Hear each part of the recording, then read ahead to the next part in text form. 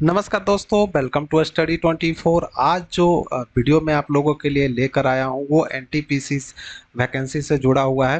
क्योंकि इससे जुड़ा हुआ स्टूडेंट के मन में बहुत सारे जो है वो सवाल घूम रहे हैं और वही सवालों के जवाब मैं आपको बिल्कुल प्रूफ के साथ देने वाला हूं। ठीक है, तो जो महत्वपूर्ण सवाल है उसी का यहाँ पे आपको जवाब जो है वो मिलने वाला है। बिल्कुल प्रूफ के साथ सारा कुछ मैं आपको बताऊंगा। ठीक है, तो लास्ट तक बने रहिएगा। चैनल को सब्सक्राइब कर लीजिए पल पल की अपडेट के लिए। देखिए, एनटीपीसी की जो फॉर्म भरी जा रही है उसमें आप टोटल पोस्टों की संख्या को अगर आप देखेंगे तो 11,558 पोस्ट पे ये वैकेंसी आई हुई है, जिसमें आप आवेदन कर रहे हैं। जैसा कि ग्रेजुएट पोस्ट हो गया, एक तो ग्रेजुएट लेवल का हो गया, एक 12th लेवल का पोस्ट हो गया जिसको अंडर ग्रेजुएट कहा जा रहा है। ठीक है, अंडर ग्रेजुएट पोस्ट भी कहा जाता है। तो देखिए यहाँ पे टोटल पदों की संख्या की बात करें तो 11,558 तो है ही। अगर हम ग्रेजुएट लेवल की बात करें तो ग्रेजुएट लेवल में जो है 8,113 पोस्ट है। और अंडर ग्रेजुएट यानी कि जो इंटरमीडिएट लेवल पे है, 12th लेवल पे है, उसमें 3,445 सीटें हैं। दोनों को जोड़कर ही मैंने आपको यहाँ पे बताया है कि 11,558 सीटें टोटल आई हुई है। तो आवेदन करने से जुड़ा हुआ जो है महत्वपूर्ण सवाल आप लोगों के मन में जो था और आप लोगों के कमेंट जो आए थे उसके अनुसार ही देखिए यहाँ पे सबसे ज़्यादा सवाल जो आया था वो प्रश्न संख्या आप यहाँ पे एक देख रहे हैं। क्या एनटीपीसी का फॉर्म आर्ट्स वाले, साइंस वाले, कॉमर्स वाले या जो बैचलर ऑफ कंप्यूटर एप्लीकेशन कर चुके हैं, बीसीए कर चुके हैं, क्या वो लोग भी आवेदन कर सकते हैं? देखिए, बहुत सारे बच्चे जो नए बच्चे हैं उनको कन्फ्यूजन हो जाता है एनटीपीसी के नाम से ही। क्योंकि इसमें नॉन टेक्निकल जो दिखाई दे रहा है, तो बहुत सारे जो नए बच्चे अभी हैं उनको टेक्निकल शब्द से ही ऐसा लगने लगता है कि शायद ये टेक्निकल लोगों के लिए है या फिर साइंस वाले के लिए है। तो ऐसा नहीं है दोस्तों, यहाँ पे एनटीपीसी का मतलब ही होता है नॉन टेक्निकल पोस्ट। ठीक है, नॉन टेक्निकल पोस्ट के लिए ये वैकेंसी है। जितने भी गैर तकनीकी पोस्ट हैं देख सकते हैं, नॉन टेक्निकल पॉपुलर कैटेगरी। ठीक है, ग्रेजुएट लेवल और इंटरमीडिएट लेवल, तो दोनों का है फॉर्म। तो यहाँ पे जो है सिंपली आपके प्रश्न के अनुसार, जैसा कि आपका सवाल ये था कि देखिए क्या एनटीपीसी का form arts, science, commerce, BCA वाले भर सकते हैं? तो देखिए, आपका कोई भी स्ट्रीम था उससे कोई मतलब नहीं है। बैचलर डिग्री मांगी गई है। बैचलर का मतलब ही होता है कि आप बैचलर में, जैसा कि बीसीए भी आ जाता है। ठीक है, कॉमर्स वाले भी बैचलर डिग्री में आते हैं, साइंस वाले भी जो है बैचलर डिग्री में आते हैं, आर्ट्स वाले भी बैचलर डिग्री में आते हैं।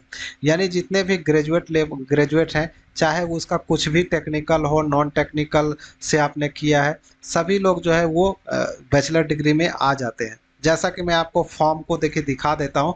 जब आप फॉर्म भरने आते हैं तो जो फॉर्म खुलता है उसमें आपको देखने को मिलता है यहाँ पे क्वालिफिकेशन। जब आपको सेलेक्ट करने को कहा जाता है तो ग्रेजुएशन लेवल वाला में देखिए यहाँ पे आपको सिर्फ बैचलर डिग्री का ही ऑप्शन देखने को मिलता है। ठीक है, बैचलर डिग्री का ही ऑप्शन मिलता है। या 12th का आपको ऑप्शन मिलेगा, तो 12th वाले में 12th वाला ऑप्शन मिलता है और बैचलर दोनों मिलता है। तो जो अगर ग्रेजुएट पास हैं और 12th लेवल वाला भर रहे हैं तो वो सेलेक्ट कर लीजिएगा बैचलर डिग्री ही तो अच्छा रहेगा। लेकिन जो सिर्फ ग्रेजुएट हैं और ग्रेजुएट वाला ही पोस्ट भर रहे हैं, यानी ग्रेजुएट लेवल वाला ही फॉर्म भर रहे हैं, तो उनको भी देखिए बैचलर डिग्री का ही ऑप्शन मिलता है सिर्फ। तो बैचलर डिग्री में सभी लोग आ जाते हैं, चाहे वो बीसीए वाले हों, आर्ट्स वाले हों, साइंस वाले हों, कॉमर्स वाले हों, या कोई और डिग्री आपने कर रखा है जो समकक्ष है। ठीक है, जो समकक्ष है ग्रेजुएशन के, बैचलर डिग्री के, तो जितने भी लोग आ जाते हैं वो सारे जो है बैचलर डिग्री में ही आते हैं। तो इसलिए जो है आप आर्ट्स हो, साइंस हो, कॉमर्स हो, बीसीए हो, कुछ भी हो, आप आवेदन कर सकते हैं। ठीक है, एनटीपीसी में आप आवेदन कर सकते हैं। आगे देखें, दूसरा प्रश्न जो है आपका क्या था कि क्या एक स्टूडेंट एनटीपीसी ग्रेजुएट लेवल और एनटीपीसी अंडर ग्रेजुएट लेवल यानी 12th लेवल वाला दोनों फॉर्म भर सकता है? ये सवाल जो है, ये भी सवाल बहुत ज़्यादा लोगों ने पूछा था। तो जी हाँ दोस्तों, बिल्कुल एनटीपीसी ग्रेजुएट लेवल और एनटीपीसी अंडर ग्रेजुएट लेवल जो है दोनों फॉर्म अलग अलग है। ठीक है, देखेंगे तो देखिए CEN नंबर जो है ये आपका 5/2024 जो है ये ग्रेजुएट लेवल वाला फॉर्म है। ठीक है, देख सकते हैं ग्रेजुएट लेवल वाला फॉर्म है। वहीं अगर आप देखेंगे CEN नंबर 6/2024 तो ये अंडर ग्रेजुएट वाला, पूर्व स्नातक वाला यानी अंडर ग्रेजुएट 12th लेवल वाला फॉर्म है, तो इसलिए जो है आप दोनों फॉर्म भर सकते हैं, कोई दिक्कत नहीं है। ठीक है, दोनों फॉर्म आप भर सकते हैं अगर आपके पास योग्यता है तो। अगर आप ग्रेजुएशन कर रखे हैं तो आप एनटीपीसी ग्रेजुएट लेवल वाला भी भर सकते हैं और एनटीपीसी अंडर ग्रेजुएट वाला भी भर सकते हैं। लेकिन आप सिर्फ अगर अगर आपका जो योग्यता है, क्वालिफिकेशन जो है वो सिर्फ 12वीं पास है, 12वीं पास है या आईटीआई पास है, ठीक है, क्योंकि बिहार में देखा गया है कि आईटीआई वालों को 12वीं का मान्यता दिया गया है। ठीक है, तो आपको कुछ करना नहीं है, जो आपको सिर्फ अंडर ग्रेजुएट वाला ही पोस्ट भरना है। अगर आप सिर्फ 12वीं पास हैं या फिर आईटीआई पास हैं तो आपको सिर्फ ये वाला ही पोस्ट भरना है, अंडर ग्रेजुएट वाला, यानी 12वीं लेवल वाला ही फॉर्म भर सकते हैं। बाकी ग्रेजुएशन अगर आपने कर रखा है तो दोनों भर सकते हैं। तो आपको ये समझ में आ गया होगा, क्योंकि दोनों जो है फॉर्म अलग अलग है। अब अगला पोस्ट देख लेते हैं क्या है। अगला प्रश्न जो है वो है एनटीपीसी ग्रेजुएट लेवल और एनटीपीसी अंडर ग्रेजुएट लेवल दोनों फॉर्म भरेंगे तो रिजेक्ट तो नहीं होगा। देखिए वही सवाल है जो मैंने अभी आपको ऊपर में बताया कि दोनों फॉर्म जो है वो अलग अलग है, इसलिए रिजेक्ट तो नहीं होगा, ये गारंटी है। ठीक है, तो अगर आपके पास योग्यता है तो आप आवेदन कर दीजिए, ये दोनों पोस्ट के लिए आप आवेदन कर सकते हैं अगर आपके पास योग्यता है तो, कोई रिजेक्ट नहीं होगा। अब देखिए अगला प्रश्न जो था, चौथा नंबर का प्रश्न देख लेते हैं। इसमें था कि एनटीपीसी ग्रेजुएट लेवल और एनटीपीसी अंडर ग्रेजुएट लेवल दोनों का फीस अलग अलग देना पड़ेगा या एक ही फीस से दोनों अप्लाई हो जाएगा। तो भैया जब फॉर्म ही अलग अलग है तो पैसा भी अलग अलग देना पड़ेगा। ये इसीलिए तो दोनों को अलग अलग निकाला गया है ताकि पब्लिक से पैसा ज़्यादा से ज़्यादा वसूला जा सके। ठीक है, अलग अलग फॉर्म निकाली गई है। पहले जो निकाला जाता था पहले निकाला जाता था तो इसमें जो है दोनों को एक ही साथ कंबाइंड करके निकाला जाता था, तो लोगों को पैसा अलग से नहीं देना पड़ता था। लेकिन अब इस बार जो फॉर्म निकाली गई है दोनों अलग अलग निकाली गई है, अंडर ग्रेजुएट और ग्रेजुएट लेवल, इसलिए आपको दोनों का पैसा जो है देना पड़ेगा और दोनों का फॉर्म जो है अलग अलग भरना पड़ेगा। जैसा कि देखिए मैं आपको दिखा दे, यहाँ पे एक व्यक्ति का मैं आपको दिखा रहा हूँ जी, जो फॉर्म भरे हुए हैं पहले ऑलरेडी से। तो देख सकते हैं इनका जो है एनटीपीसी अंडर ग्रेजुएट का भी फॉर्म भरा हुआ है, देख सकते हैं पेमेंट कंप्लीट है और प्रिंट आउट वगैरह भी निकला हुआ है। फिर देखें तो non technical popular category NTPC graduate post भी भरा हुआ है, यानी देखिए अंडर ग्रेजुएट और ग्रेजुएट दोनों फॉर्म भरा हुआ है और पेमेंट कंप्लीट इसमें भी लिखा है, पेमेंट कंप्लीट इसमें भी लिखा है।